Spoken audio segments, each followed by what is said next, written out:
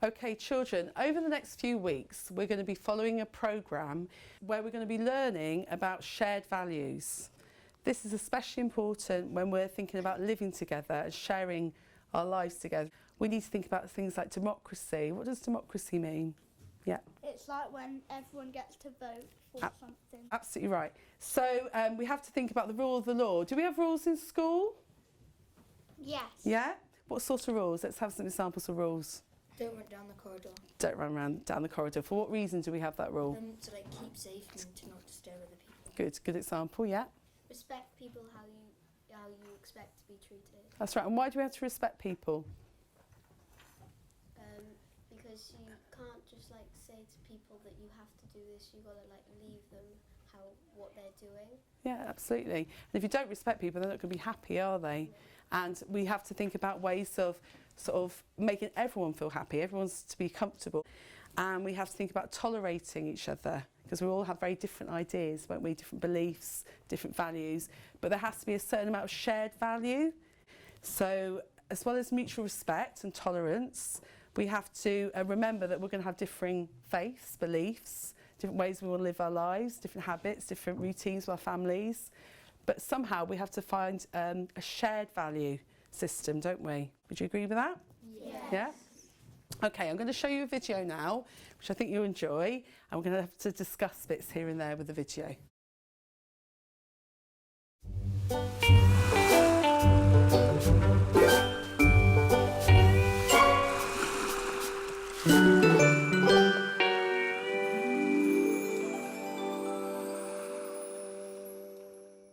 This is Ben. He's just walking along when... Oh, hang on. He's found something. It's a ring. It's not just any ring, though. It's a magic ring. A real, proper magic ring that makes you disappear when you put it on. So now... Ben? Is he still there? So now, Ben starts imagining the awesome things he can do with his new power. He could use the ring to help people, like stopping nasty burglars before they get away. So, kind of like a real superhero. Maybe he needs a name. Invisible Boy! But then, he could also use it to play tricks on people, which might not be helpful, but it could be quite funny. Ooh.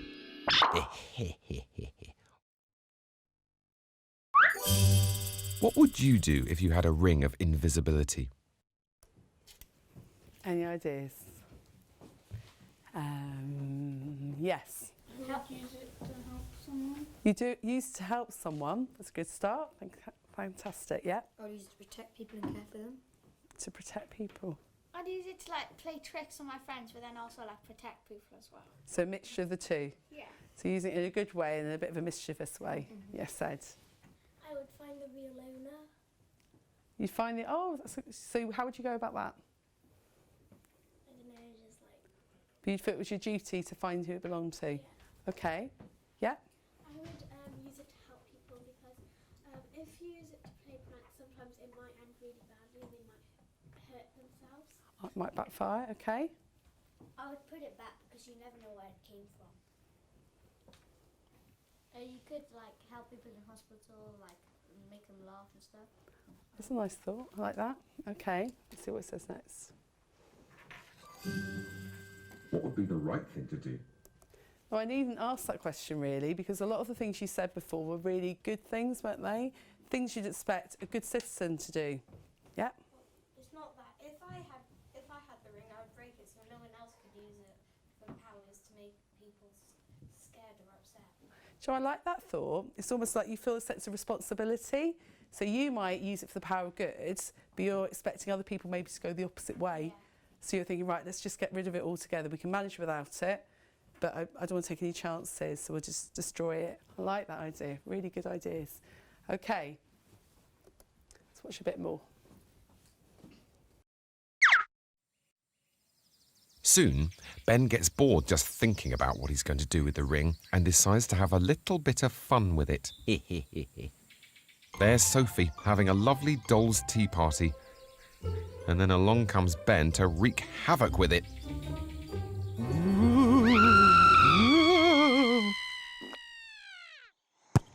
Later on, Ben's just playing ball with Kareem when...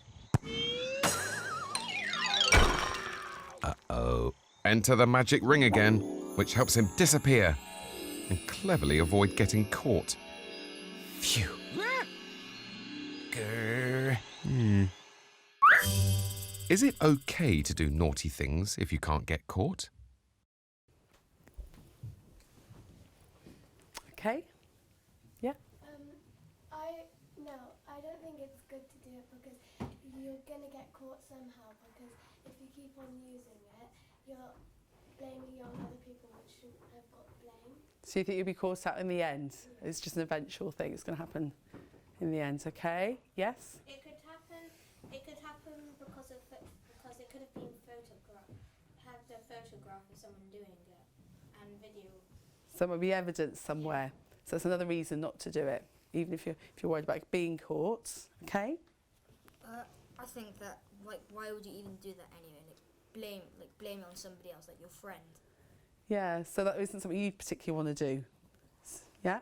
You wouldn't want to blame somebody else, so you take responsibility. Okay? Yeah? No, because then you'll just have that guilt in your heart for the rest of your life. The guilt. And there's another word we use for that. It's called conscience. You have a certain sense of conscience. Like you don't feel happy. You don't feel happy inside when you've done something you shouldn't have done. And that all goes down to your values as well, doesn't it? Your value system, things that are important to you and how you want to live your life, yeah? Yeah, only like bad people would do that. Only bad people, or people making bad choices, yeah? Still be a good person, but You could be, yeah? know what they're messing with. Yeah. So on any day, one of us could make that wrong choice, couldn't we? And do something that wouldn't necessarily be the right thing to do, yeah? I think that if you did it, then you should just take the blame because, To be responsible, stand up and be named and take the blame. Okay, these are all really good answers. So, Ben's become quite attached to being invisible, and he finds himself thinking he'd like one of those lovely, juicy apples. He could just steal one. And if he's invisible, he can't get caught, can he? But Sophie has seen what he's up to. And ever so quietly, she creeps up on him and catches him in the act. Sophie says, "Why don't you use your power to do good things?" She tells him that doing good things makes her feel happy, and that we should all do good things because it's good. What do you think? Does doing good things make you happy? So we're going back really to what you said about feeling guilty, and you summarised it with saying about having a conscience, didn't you? Having a conscience and thinking things don't rest easy when you do the wrong thing. So what do you think to that? Yeah. You could be like, you feel really good inside because you've helped someone and that they're gonna be happy, and so you've made two people happy in one. Yeah, so would you agree with that statement then? Doing good things make you feel happy? Okay. If you do it, you'll feel like proud of yourself and you'll think like, oh, I've done this really good. There's something really good today and I've helped someone with their problem and I've fixed it for them. Lovely, so a sense of pride. When you feel pride and when you feel really good about something, you've made someone feel happy, so pleased with yourself, is that just something that works in your brain or does it affect the rest of you? Does it do anything to the rest of your, yeah? I think it affects like the rest of you because you're not only thinking about it, you're like doing it. You're just doing it as well. Have you ever heard of that expression warm fuzzy? Oh, Yeah, and cold prickly. So how do you describe a warm fuzzy then? What is a warm fuzzy? Yeah. Like a person who just like, when they've done something good, they feel happy, excited, and they don't mind doing anything else. They're really happy. Absolutely right. And that feeling spreads throughout their body. Their whole body feels this sort of warmth and this good feeling. So I would agree with that statement as well. Is there anybody who doesn't agree with that statement? Or can you give an example where that doesn't actually work? Doing good things don't make you happy? Because even say you're a lawyer, it's quite difficult being a lawyer because you could actually be defending a murderer, and if you successfully defend that murderer, then you find out, then like you're not going to be very happy with yourself because like I saved someone who should have gone to prison. That's a bit of a grey area, isn't it? Because you're representing somebody, but not necessarily the best person to represent the person who's doing bad and has done the wrong thing. Yeah, I like that idea. You're really thinking hard today, children. Well done. Last one. If you do something good, you'll carry on doing more and more good. You'll build on it. Yeah, but same with if you do something bad, It's quite hard to influence yourself to do some good. Yeah, so you get in a habit, really. Yeah, you'll go in a different path, you get in a habit. Last one. Like, if you like steal something, you'll feel like good that, oh, look, I just done this. But later on, you'll feel like, why did I do that? Yeah, that's the after effects. Okay, so initially you might want to do it you might have an urge, but then later you feel it. You feel that sense of guilt, maybe, and regret. Yeah? Okay, last little bit before we finish. What other reasons are there for doing good things? What other reasons are there? Apart from the things you've talked about, are there any things that we've left out? Yes. Just because like it's right, and then you're gonna help someone, and then that will just like It's just right. It's the right. You just have this sense of it being right, and that's what we could talk about when we talk about our values. These are things you probably had for a long time and didn't even realise you had them. The things that start when you're really young. Think about the children I teach in nursery when they're 3, or even before that. You have this sense of what's right and what's wrong, and hopefully we share that, and we try and build on that. Your teachers teach you, your parents teach you. We try and remind ourselves of what's right and what's wrong. Okay, and we're all those things together, those sense of doing the right thing. We're talking about being a good citizen. What is a citizen? Does anyone know what it is yet? A good person in the community. A good person in the community, yeah, is the word community. Someone who lives in the area. In the area, so it's someone who's part of the area, the country. We're citizens of Wales, aren't we? We belong to Wales, and because we belong to Wales, we get a certain amount of privileges. We get to choose certain things. People treat us in a certain way. We have a certain amount of rights because we live in Wales. And because of, as well as having those rights, we have to remember that we have to follow this certain code of conduct. We have to behave a certain way because we're part of this community. We have to be good citizens, don't we? So what do you think makes a good citizen? We have some post-it notes scattered around. What I want you to do now is I want you to write your ideas, grab a post-it note, write down what you personally think makes a good citizen. Have a little chat about it while you're writing as well.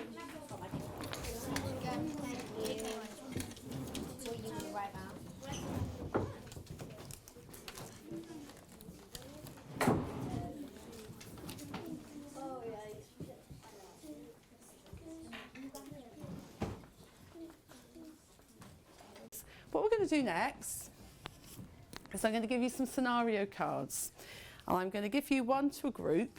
I'd like you to discuss it with your group, think about the scenario and decide what you would do in this situation, and then we'll feed back some ideas, okay? Let's have that one. Oh, I like that one.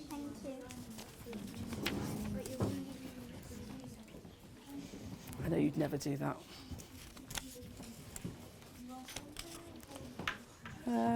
Oh, that's a good one.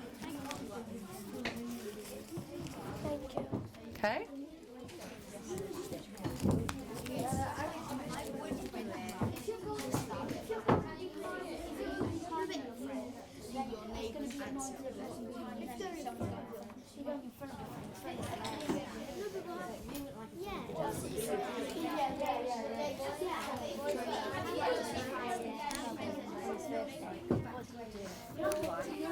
I would tell the teacher. I would tell the teacher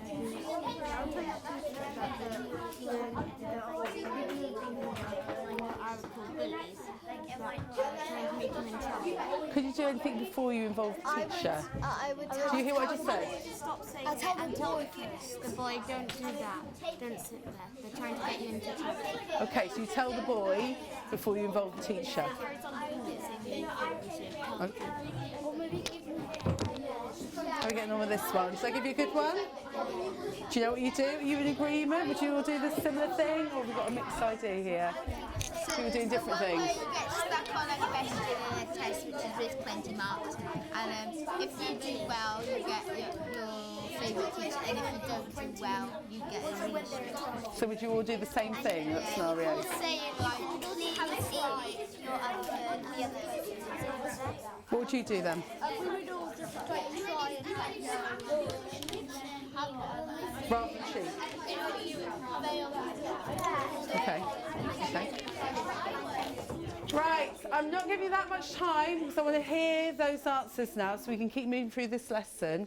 So can we all stop for a short while, and we're going to have to go to each group and listen to each other's ideas. So we'll start with this group over here. Okay, so a new boy starts in your class. He doesn't know your class rules, and some boys tell him to sit on a bench, but you know that that's a lie. It's on a rota. The boys are trying to get the new boy into trouble. So what do you do and why? Well, personally, I would tell the boy that it's a lie and to come sit with me, and then I would tell him the other rules, so that he doesn't do that again. So you put him in the nose straight away. I like that idea. Anything other than that? Yeah? And if that didn't work and he wouldn't listen because he thought the boys were telling him the truth, I would tell the teacher that the other two people were trying to get him into trouble. Okay. Or I would ask him if he wanted to be my friend so we could go and play a game together. Taking it a step further than that. So not just looking out for his interests, but making him feel like he belongs. Yeah. That's fantastic. Well done, children. Okay, so this is your scenario. You borrow a book from your class. Your water leaks in your bag, damaging the book. When you take the book out of your bag, the teacher is busy, and you think you can just put the book back and nobody would notice. So what should you do and why? What should you do? I think you should give it back to the teacher, and then that's being honest, and she would understand and she would let you off. So you're thinking that your teacher would be appreciative that you've told the truth and she wouldn't be too hard on you. Okay, anything else? I think if you because you've borrowed it and it's an accident that you leaked your water on it, that if the teacher told you off, that wouldn't be... It wouldn't be fair. Very teacher either. Right, okay. So you think as it's an accident, people need to make allowances for accidents, not a deliberate damaging a book, okay? Anything else on this table? No, I think, are you in agreement? Would you say you will feel the same way? Okay, so you're in the dinner hall, lining up for lunch, but you're really hungry. Your friend is near the front of the line. Should you ask your friend if you can jump in the line by her? How would you feel if somebody else pushed in front of you? Yes. I would say no, because like if you did it, if you pushed it, it would be annoying for the person in front. Okay. So if I don't know what. So you're showing, no, that's absolutely right. So you're feeling compassion, aren't you? You're imagining how that person would feel. Okay? Yeah? It would be like really hypocritical because, like, knowing me, I would probably do that. But then if somebody did it in front of me, I'd get annoyed. So it's going back to treat people how you want to be treated yourself. Okay? Respectfully. Yeah? Like I wouldn't go in front because like they are just as hungry as you. So you shouldn't just think about like, oh, I'm hungry, so I should do it anyway. Like they are too. They're lining up for food as well. Okay. Right? Yeah, I agree with all their ideas because, like, if you were at the front of the line and then someone wanted to push in front of you, you wouldn't enjoy that and you'd get really annoyed. So then why would you do it? So remember that before you do the same thing. Okay. Okay, you're taking an important maths test, which is going to decide which class you're going to be in next year. If you do really well on the test, you'll get your favourite teacher. If you don't do so well, you get a strict teacher. And you get stuck on one question that's worth 20 points, but you can see that your friend has the right answer. Do you copy your friend's answer? What do you do and why? No, I wouldn't copy. I would just like try and have a go, and if I didn't get it, well, it doesn't really matter. Doesn't really matter. So you'd have a go on your own independently. Yeah? And if you've got the strict teacher, they might end up liking you and you might end up liking them, so it might not be as bad after all. So don't assume being a strict teacher is a bad thing. What does it mean when a teacher's strict? What's that about anyway? Yes? It means like they're just really controlling, and they won't they'll just pick up the little things. Yeah. Do you need to have control in the classroom? What's control about? Yeah? It's basically when you can't let your class do whatever they want because they won't learn. Yeah. So you have to be like strict So To a certain you extent. learn. Yeah, absolutely. So by cheat, is it a good idea to cheat in this scenario then? Because either way, you might end up with the teacher you want to be with. Yeah? Okay, so you're walking down the main streets and up ahead of you, you see your friend with their mum at a cash machine. Before you reach them, they walk off and you're the next person to walk past the cash machine. When you do, you notice that £20 are sticking out of the machine and that they've forgotten to take it. What do you do next and why? I would try and get it to them as quick as possible if it's still there. And if I can't get it to them, I would probably give it to a charity that they support. Okay, yeah? If they weren't there, I would give it to the bank and try and return it to their account. Okay, yes? I would if it was a friend from school, I would take it to school, give it to them to give it to their mum, and then get it back to the young one. Right? If you're the next person to walk past it, then it's most likely that they'd still be around, so I'd just give it back to them. So would nobody here keep the money? No, because it's not ours. No? You wouldn't feel tempted to keep the money at all? What would you do? If they were still there, I would give it to them, but if they had gone, I would leave it where it was, because then I would be too tempted to keep the money and spend it for myself. That's really honest. You don't trust yourself to take the money just in case you spend it meanwhile. Okay, great answers, children. Okay, right, what we're going to do now, up there on the board, I've put up 5 words, and those words are attributes of a good citizen. So those are things, qualities of a good citizen. And we have honesty is the first one. We have compassion, we have respect, responsibility, and courage. Now, I want you to have a little think now. Look at your post-it note, your idea, and decide which of those it belongs to. So decide where you think it best fits, your idea that you've written on your post-it note. Is it an example of someone being honest or being compassionate, feeling empathy, feeling pity, sympathy? Is it compassion? Is it respect? So valuing someone and their rights and being respectful? Or is it being responsible or being courageous?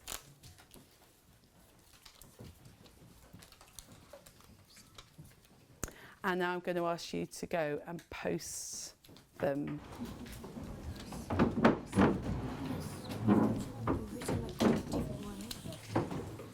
That's a good personality.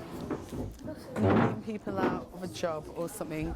Well, that's being generous, isn't it?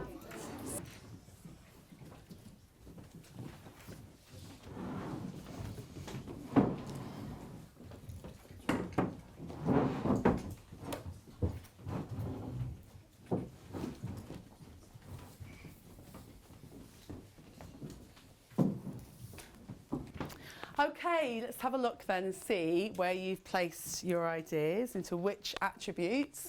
So we'll start with honesty. I think to be a good citizen, you have to help and to be kind to the general public and to be loyal. So to be all of those things and be kind to the general public and loyal, you have to be honest, don't you? A loyal person is always an honest person. Looking at compassion. To be a good citizen, you need to be kind and caring. Well, caring is definitely a word that means compassion, isn't it? You have to feel care towards other people. Helping other people in your community, not leaving people out of a job or something that everyone can be in. So being inclusive, that's definitely part of being compassionate. I really like that idea. So everyone gets a part to play. Respect, we have lots of respect. So that's definitely something you've been thinking about a lot, I think, in Year 6. I think a good citizen is someone who looks after people and has a good personality and treats others how you expect to be treated. So that's about treating other people how you expect to be treated. That's definitely respect, isn't it? You value them as much as you value yourself. Responsibility. Let's pick this one. Being kind to people around, helping others when they need it, so feeling responsible for them. Say if it's snowing and a car got stuck, you would help them get there. and get their car unstuck. So you don't just get yourself to work in the car, you're thinking about people who might have more trouble getting to work in the snow. So that's having a sense of responsibility. Was that your idea? Like that. And going to courage, let's choose that one. You'll be thanked by other people, which will make you feel happy, and you'll also send a message to other people. So if you do something courageous, it stands out. You're setting an example, aren't you, to other people, and you'll be noticed, and you'll make people happy, and you're sending that really important message. So well done. You did a very good job on that. Some brilliant ideas. Okay, we're going to look back at these 5 attributes of a good citizen and think carefully about those words and what those words actually mean. And I would like you to put those words, I've chosen 5 people, to put those words onto this gingerbread outline. You're going to decide which part of the body those words best fit and why. Okay, let's start with you.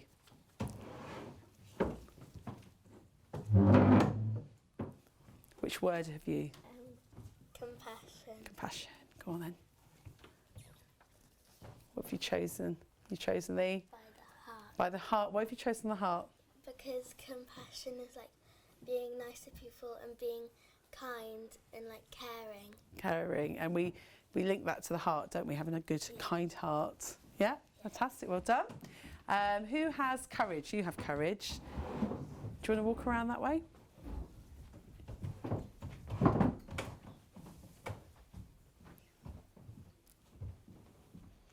Where are we going to put courage? I'm going to put it at the guts because sometimes when you've done something good, you feel that gut instinct to prove that it's right. Oh, I like that. A gut instinct. What a good phrase. So that's going around your stomach area, your guts. Okay, lovely. Who has honesty? Yeah, come on then. So far we have compassion, so that's sense of feeling, sympathy, courage, being brave, honesty. I'm going to put his butt in the mouth. The mouth. Why the mouth? Because, you can feel honest, but to be honest, you need to be a good person and you can't be afraid, and you have to not be afraid to get in trouble. That's right, and you always speak Good. the truth? Yeah. Yeah? So using your mouth to speak the truth and be honest. Fantastic. Do we have respect? Yeah? I'm going to put respect in the mind because you don't just automatically have respect for everybody. You think of respect. Yeah. And And to a certain extent, you're taught respect, aren't you? Yeah. Like through these sort of discussions about feeling tolerance and your parents, your teachers, people around you. Okay, can you reach that high? Oh, almost there. Let me help you out a bit. There we go. Respect up there in the mind, in the brain. Have respectful thoughts for other people. Okay, and then we have responsibility. I think responsibility should go by the hands because to be responsible you need to like help and pick stuff up and like do stuff to like help the community and the environment. Yeah, and we know all the way back in nursery, helping hands, isn't it? It's all about having kind hands, helping hands. Brilliant. Okay, thank you very much.